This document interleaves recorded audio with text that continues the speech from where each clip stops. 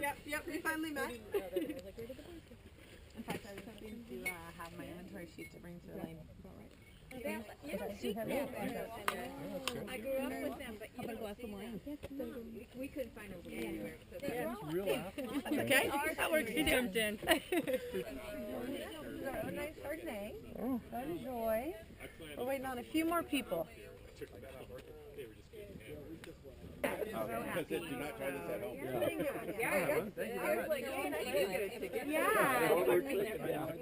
Yeah, it was jumping. We'd rather have wind. Yeah, keep the moisture out. Destroys the relative humidity. It was really ridiculous. In fact, this vineyard was pretty much, it was on the verge of being abandoned when we picked it up first saw. And the older vines, right here, this first wood end post, those vines date back to the original planting. Those are 1973. They were planted on a 12-foot spacing at that time, and that's why we added this great big trellis system to try and make it more efficient, because 12 foot's just too wide. Too wide, yeah. So those vines are doing quite well. We just picked those vines last night. You know, we try and put the timing together for this event. It's always like, oh, well, I miss it every time. Left. Yeah. We do have some grapes left to taste, but those were picked last night. This section right in front of you, we're going to talk a little bit later. This is a real special section. It's kind of what we call Block 3, and we're going to have that Pinot a little bit later. And then we still have some Chardonnay to pick. So what I'd like to do is we'll walk down to the Chardonnay, since you're having right now the 2009 Estate Chardonnay, and we'll taste that down there, and then we'll try the reserve wine down there as well, the reserve Chardonnay, and we'll talk a little bit on our way and when we get there. And Pinots and they were a 1-year anniversary. And I would say out of the 10 places, whatever, I'll explain that. at least 500 years. Like, The river comes in to the valley. How old are these ones? Those were planted this year. Yeah, these were planted last year. We're slowly but surely replacing some blocks that have a virus in it, and I'll talk a little bit about that. That's most unfortunate. That area. I had to live in the city. In the village. Oh, right there. Not like in the village, just like a little bit. This is the 09, as I mentioned, Estate Chardonnay. It came from these grapes right here, and you're welcome to try these grapes. We have picked our Chardonnay for our 2011 vintage. These grapes are being grown for Morgan.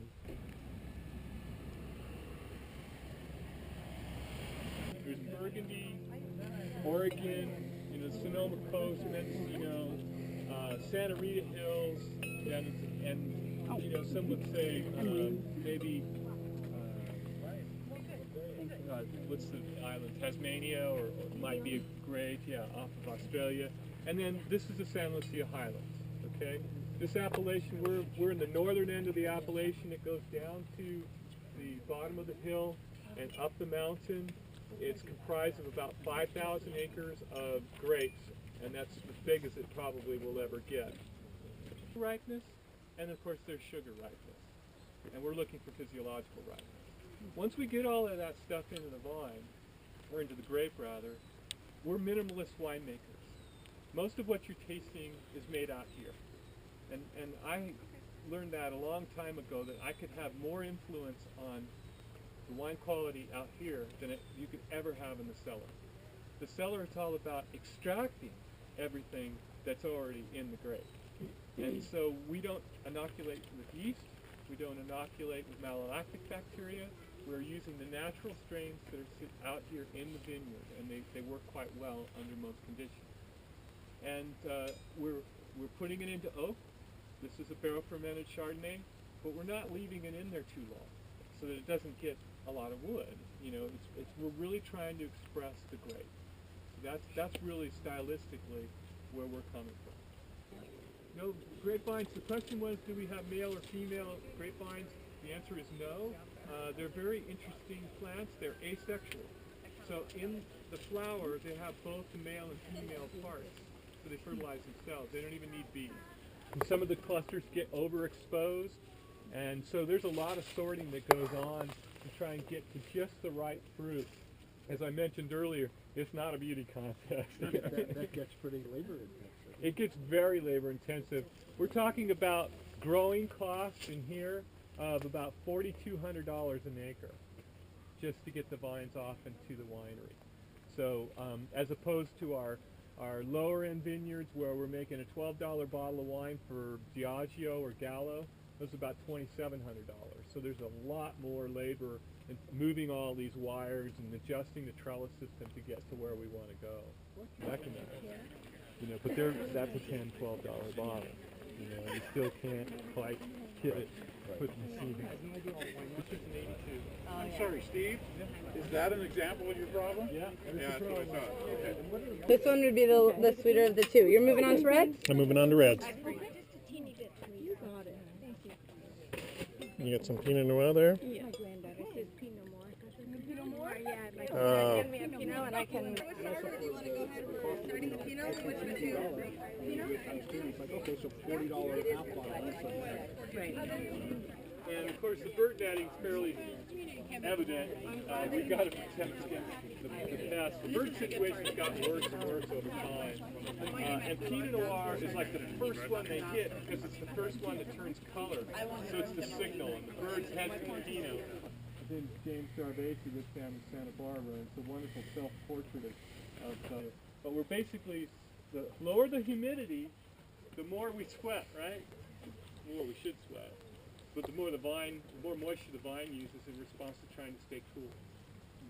So if it's a low humidity day, and it's predicted to be, and the vines are showing a high level of stress, we'll give them a little water, and then we determine how much water to give them based upon their based upon the evapotranspiration rate for that day, for that canopy size. I know. What else happens during the fall to the sun angle? It's low. So these grapes right in here haven't been exposed to full sun because it was like this before. They haven't had as much exposure to that. And then when you throw in maximum temperature at 4 o'clock, everything gets screwed up.